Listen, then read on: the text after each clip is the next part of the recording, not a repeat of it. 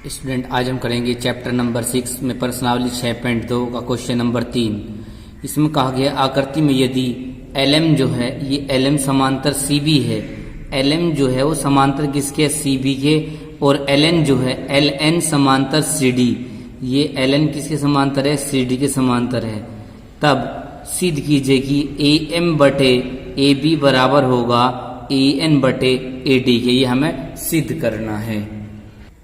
सबसे पहले लिखेंगे ज्ञात है या दिया हुआ है, दिया है क्या दे रखा है LM समांतर CB तथा LN समांतर CD, ये चीज दी हुई है, सिद्ध करना है।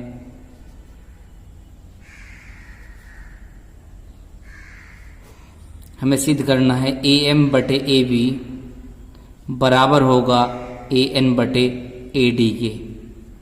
उसके बाद में क्या करेंगे, उत्पत्ति में लिखेंगे। सबसे पहले लेंगे इस त्रिभुज में ABC में, क्योंकि LM जो है वो समांतर है किसके CB के, इसमें थेल्स प्रमेय का यूज करेंगे। त्रिभुज ABC में लिखेंगे LM समांतर CB, तब क्या होगा थेल्स प्रमेय के अनुसार AM बटे MB बराबर किसके होगा AL बटे LC के। समीकरण नंबर 1 होगी थेल्स प्रमेय से। इसी तरीके से नीचे वाले त्रिभुज में लेंगे, त्रिभुज ACD में LN जो है वो समांतर है किसके CD के समांतर है, LN CD के समांतर है। देन क्या होगा AL बटे LC बराबर किसके होगा AN बटे ND के। ये समीकरण नंबर 2 हो जाएगी थेल्स प्रमेय से।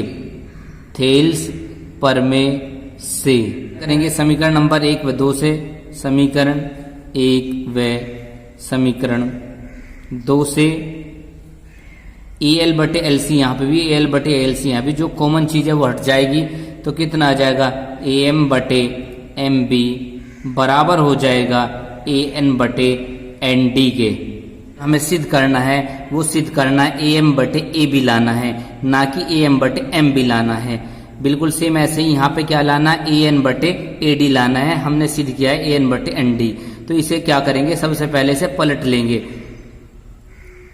दोनों और पलटने पर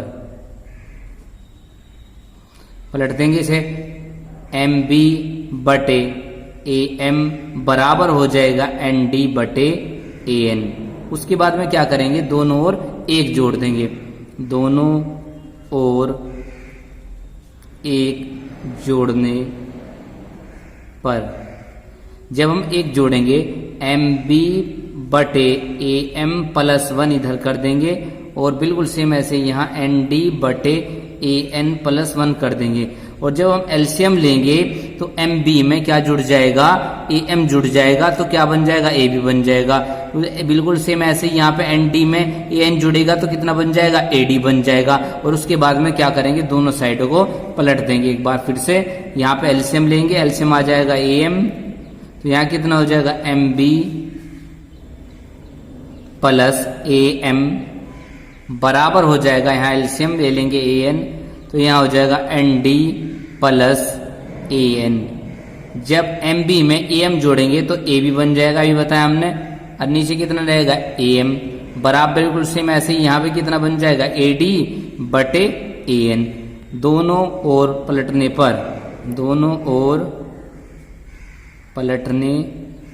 पर तो AM ऊपर आ जाएगा, नीचे कितना आ जाएगा AB, बिल्कुल सेम ऐसे ही AN ऊपर आ जाएगा, और नीचे कितना आ जाएगा AD, जो हमें सिद्ध करना था, सिद्ध हुआ।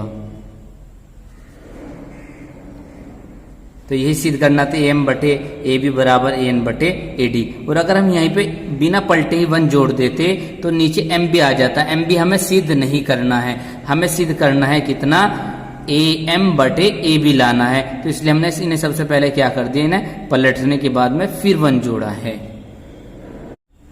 नेक्स्ट लाइन क्वेश्चन नंबर 4, इसमें कहा गया आकृति में डी जो है वो समांतर है किसके, AC के। ये डी जो है वो किसके समांतर है, AC के समांतर है। और जो DF है वो समांतर है किसके, AE के।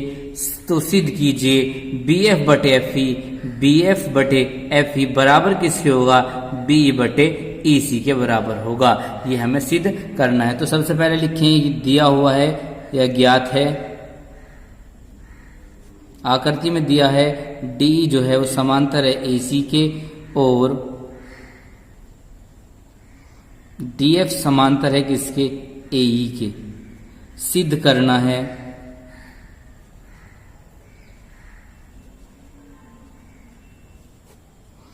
BF बटे FE बराबर होगा BE बटे EC के। ये हमें सिद्ध करना है।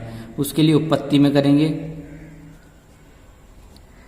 सबसे पहले लेंगे त्रिभुज जिसमें D समांतर AC के है, उस त्रिभुज में लेते हैं। D समांतर AC के है तो बड़े वाला त्रिभुज, त्रिभुज ABC में, त्रिभुज ABC में D समांतर है किसके, AC के। ये D जो लाइन है वो AC के समांतर है। तो थेल्स प्रमेय के अनुसार BD बटे DA बराबर किसके होगा, BE बटे EC की। BD बटे DA बराबर होगा BE बटे EC के। समीकरण 1 बन गई थेल्स प्रमेय से, थेल्स प्रमेय से। बिल्कुल सेम ऐसे ही अब हमें लेना है जिसमें BF और FE आ रहे हैं, तो वो त्रिभुज होगा ABE। त्रिभुज ABE में DF, ये DF जो रेखा है वो समांतर है किसके, AE के समांतर है। तो कितना हो जाएगा, BD बटे DA, BD बटे DA बराबर किसके होगा, BF बटे FE के। बराबर BF बटे FE। समीकरण 2 बन जाएगी। ये भी थेल्स प्रमेय से, थेल्स प्रमेय से। अब समीकरण 1 व 2 से, समीकरण 1 व समीकरण 2 से, समीकरण 1 व 2 से क्या होगा, ये इधर की साइड दोनों की बराबर है। यहाँ पे BD बटे D है, यहाँ पे BD बटे D है। जब ये साइड बराबर है यानी कि BE बटे EC भी BD बटे DA के बराबर है और BF बटे FE भी किसके बराबर है, BD बटे DA के। इसका मतलब दोनों आपस में क्या है, बराबर हैं। BE बटे EC बराबर हो जाएगा BF बटे FE के। यही हमें सिद्ध करना था। बहुत सिंपल क्वेश्चन था, सिद्ध हुआ। नेक्स्ट क्वेश्चन नंबर 5 देखेंगे। आकृति में D समांतर OQ, D ये जो रेखा है वो किसके समांतर है, OQ के समांतर है। और जो DF है, ये DF है वो समांतर है किसके, OR के। ये DF समांतर है किसके, OR के समांतर है। आसाना है EF समांतर होगी किसके, QR के। तो सबसे पहले दिया हुआ लिख देंगे, दिया है, क्या दिया है, जो DE है वो समांतर है किसके, OQ के। व DF समांतर किसके है, OR के। सिद्ध करना है, सिद्ध करना है, सिद्ध करना है कि जो EF होगी वो समांतर होगी किसके, QR के। उसके बाद में क्या लिख करेंगे, उत्पत्ति। उत्पत्ति में क्या लिखेंगे, सबसे पहले दिया हुआ है कि D जो है समांतर है OQ के समांतर है। तो इस त्रिभुज में ले लेंगे, त्रिभुज POQ में, त्रिभुज POQ में लेंगे। इसमें D समांतर है किसके, OQ के। DE समांतर OQ के।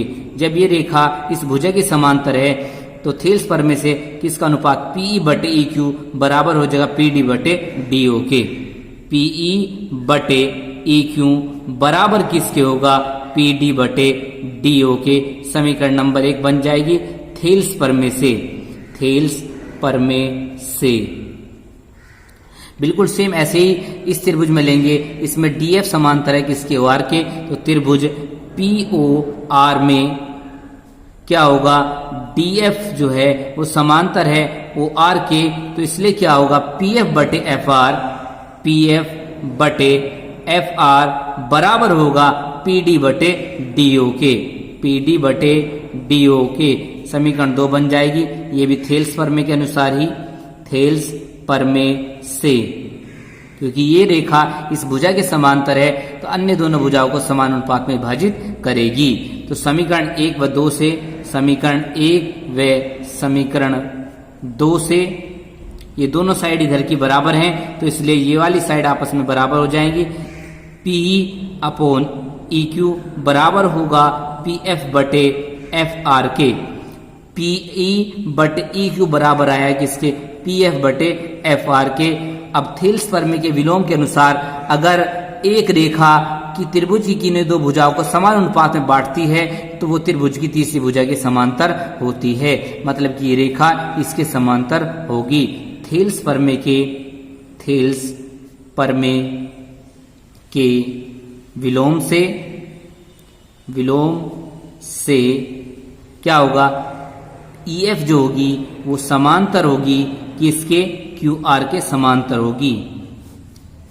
थेल्स प्रमेय के विलोम के अनुसार अगर कोई रेखा त्रिभुज की किन्हीं दो भुजाओं को समान अनुपात में विभाजित करे तो वो रेखा तीसरी भुजा के समांतर होती है। इसी को यूज करते हुए हमने EF समांतर दिखाया किसके, QR के। यही हमें सिद्ध करना था। नेक्स्ट क्वेश्चन नंबर 6 देखेंगे।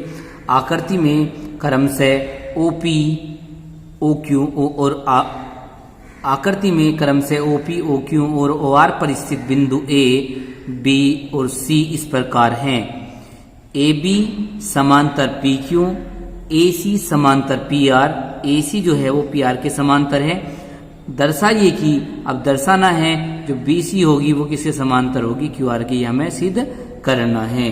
दिया है, सबसे पहले लिख देते हैं जो AB है वो समांतर है किसके, PQ के, व AC जो है वो किसके समांतर है, PR के। सिद्ध करना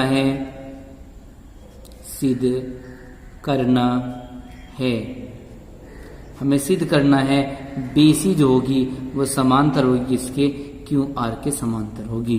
उसके बाद में उत्पत्ति करेंगे। उत्पत्ति में क्या लेंगे, सबसे पहले ये AB जो है वो के समांतर है PQ के, त्रिभुज POQ में लेंगे। त्रिभुज POQ में क्या होगा, AB समांतर PQ, तब क्या होगा अगर ये लाइन इसके, ये रेखा इस भुजा के समांतर है तो थेल्स प्रमेय के अनुसार क्या होगा, OA बटे AP बराबर होगा OB बटे BQ के। OB बटे BQ के समीकरण नंबर 1 बन जाएगी थेल्स प्रमेय के अनुसार, थेल्स प्रमेय से। बिल्कुल सेम ऐसे ही ये वाली जो रेखा है इस रेखा के, इस भुजा के समांतर दी हुई है। त्रिभुज POR में AC समांतर PR ये दिया हुआ है, जो AC है वो समांतर है किसके, PR के समांतर है। तो इसलिए क्या होगा, OA बटे AP किसके बराबर होगा, OC बटे CR के, OC बटे CR के। समीकरण नंबर 2 बन जाएगी। ये भी थेल्स प्रमेय के अनुसार ही होगा, थेल्स प्रमेय से। अब क्या करेंगे, समीकरण 1 व 2 से, समीकरण 1 व समीकरण 2 से ये चीज दोनों में मैच कर रही है। OA बटे AP इसमें भी है, इसमें भी OA बटे AP है, तो दोनों हट जाएंगे तो कितना आ जाएगा, OB बटा BQ बराबर होगा OC बटे CR। OB बटे BQ किसके बराबर आ गया, OC बटे CR के, और CR के। थेल्स प्रमेय के विलोम के अनुसार क्या होता है, अगर ये रेखा त्रिभुज की दो भुजाओं को समान अनुपात में विभाजित करती है तो ये जो रेखा होगी ये त्रिभुज की तीसरी भुजा की क्या होती है, समांतर होती है। तो यहां लिखेंगे थेल्स प्रमेय के विलोम से क्या होगा, BC समांतर होगी QR के। यही हमें सिद्ध करना था, सिद्ध हुआ। स्टूडेंट वीडियो अच्छी लगी तो लाइक करें और चैनल को सब्सक्राइब करें।